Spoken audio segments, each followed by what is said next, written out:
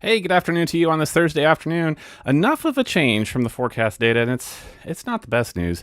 I don't think rain is going to dominate the weekend. I think we're still looking at a lot of 50%, a few below, but we may see 60% probabilities of precipitation for Saturday.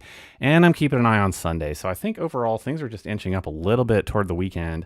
Wanted to go ahead and talk to you about that. It's just that time of year everybody's got big weekend plans, right? So let's take a look at live radar. This is picking up off of this morning's forecast when we said that out here in, just to show you where I'm at, very, very southwest Kansas. I have been watching this for about the last 45 minutes to an hour. There have been, I know, for up to 2 or 3 tornado warnings out of this cell that has just not moved down here south of Ulysses in very, very southwestern Kansas.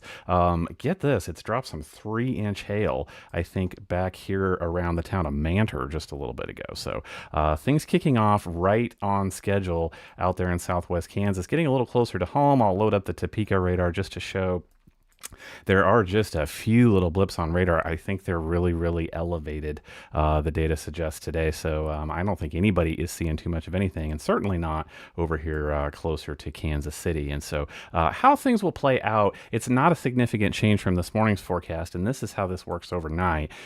This is picking up out there in southwest Kansas again. Staying south. Hasn't been too much of a change in the data. Look at what this does, just kind of straddling the Kansas-Oklahoma line this afternoon and evening. And these will be significant storms, if not severe warned, as we have seen. They're going to pick up on that afternoon instability as they move. As they do, I think it's possibly, what am I up to now, 4 a.m., 4 a.m. before east central Kansas, around Emporia, south of the 35 corridor here, south of Ottawa, Garnett, Paola, possibly pick up some light showers. Will these be much of anything? These are enough to, I would say, get the ground wet, but the ground's already wet, right? So this rolls through overnight, and I don't even think we get any thunder or anything out of it. We're just too far north as far as east central Kansas and west central Missouri are going to be on the periphery of what rolls through tonight. So going then through for tomorrow, I just see a couple of little blips, nothing to be too worried about, but I do think we get some quick, heavy downpours up around Kansas City and points to the north, St. Joseph and Atchison.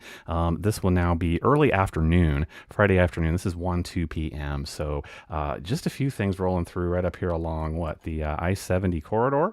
So just a heads up, anybody traveling, these could be strong little storms. They're robust, they're quick, they're heavy downpours, maybe a quick hailer, and these will move on. That's about all there is to talk about for Friday. As we move over into Friday night towards Saturday, however, it's kind of a repeat. These storms out in Kansas this time around, this is now midnight, look to be just a little bit further to the north out here in central Kansas, but they're going to take a similar southeast trajectory, right? So this is Wichita up about 2 a.m. on Saturday morning. So as these come through, same kind of thing. This time around, I do think we pick up some thunderstorms, probably south of Warrensburg in west central Missouri, moving towards Butler, Pleasanton, may pick up Rich Hill, Walker, out towards Eldo, maybe. But I'm looking more towards Richards, Fort Scott, down here to Pittsburgh, Parsons, Neodesha, Coffeyville, Lamar for Saturday morning. Possible thunderstorm activity as this moves through.